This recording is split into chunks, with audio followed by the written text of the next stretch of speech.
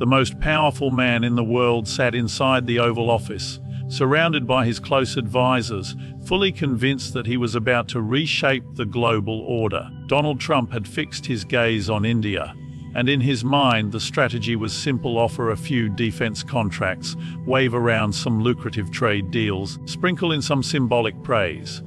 And just like that, India would align itself with Washington's vision. It had worked with so many allies before, so why not here? But what unfolded next would ripple through power corridors from Washington to Beijing.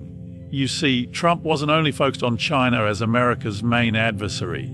India, too, was part of his calculations. His approach, however, was steeped in old-school diplomacy, the kind where America dictated terms and developing nations nodded along. He imagined India as a junior partner, a grateful beneficiary of American largesse, ready to move to Washington's tune at will. The flaw in his plan was his assumption. He thought he was dealing with the same India that for decades had sought validation, cautiously balancing superpowers and avoiding offense. Instead, what stood before him was a nation that had quietly transformed without the world paying close attention. Enter Dr. S. Jaishankar, not the typical diplomat who cloaked everything in endless jargon, but someone who radiated calm calculation and an unsettling indifference to theatrics. When the Trump administration turned up the pressure, expecting panic and concessions, Jaishankar responded in a way no one anticipated. He listened carefully, absorbed the intent, and answered with surgical clarity. Washington stripped India of its GSP benefits, threatened tariff hikes, and tried to corner India on its oil ties with Iran, dangling sanctions and waivers as though they were gifts. The Pentagon grew restless about India's defense links with Russia, especially the S-400 missile deal that had American strategists wringing their hands. Each move sent the same message: fall in line or pay the price. Choose America's world order or risk isolation. This was the same playbook that had worked with countless allies before: pressure until submission. But this time, the script did not play out as expected.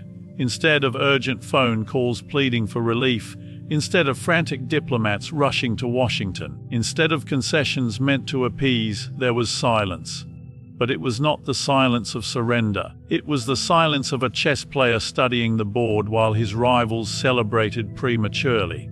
And then came the turning point. At a press briefing barely noticed by the mainstream press, Jaishankar was asked about India's response to the mounting pressure. His reply stunned the diplomatic world. Just one word, a word dissected in think tanks, debated in intelligence circles, and quoted endlessly in the years that followed: reciprocity. Of 4 syllables that to casual ears sounded ordinary, but to policymakers across the globe it thundered. Reciprocity was not just vocabulary, it was a declaration.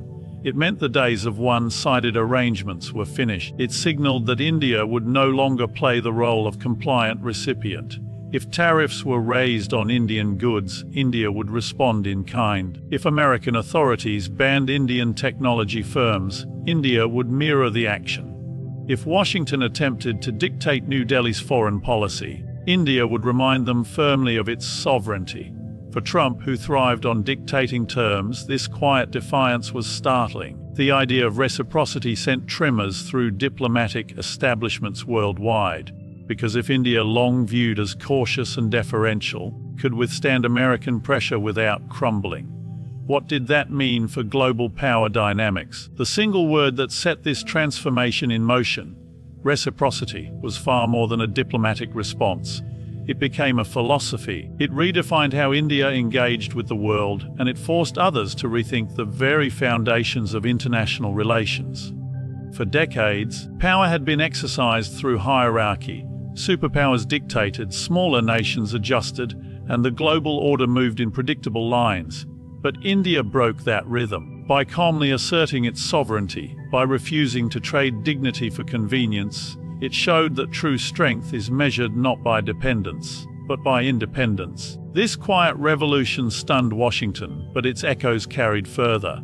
Across Asia, Africa, and Latin America, leaders began asking themselves the same question. If India can chart its own course without collapsing under pressure, why can't we?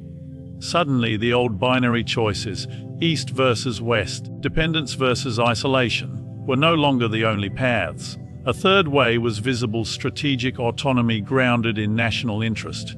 For Trump, this was a shock. He was accustomed to seeing countries bend, not stand. Yet, what he encountered in Jaishankar was not defiance for its own sake, but confidence born from self-reliance. India was not seeking conflict, it was seeking respect, and respect demanded equality. This is the true lesson. In a world of shifting alliances and rising tensions, the strongest nations are not those that shout the loudest, but those that know their worth and act upon it. India proved that sovereignty is not negotiable, that dignity is not for sale, and that partnerships built on inequality are destined to crumble. Historians may look back at this moment and mark it as the beginning of a new era, the point where the old model of American dominance began to fracture, and where a multipolar order took root. And at the heart of that shift, they will find not grandstanding or bluster, but the calm, steady voice of a diplomat who reminded the world that balance, respect, and reciprocity are the cornerstones of true partnership. The lesson is unmistakable. You cannot intimidate a nation that recognizes its own value. You cannot destabilize a country that has built its own foundation. And you cannot isolate a people who have already developed their own center of gravity. Sometimes it only takes a single word, spoken with conviction, to change the course of history. For India, that word was reciprocity, and for the world, it was a reminder that the age of unquestioned obedience is over, replaced by an age of dignity, equality, and unshakable sovereignty.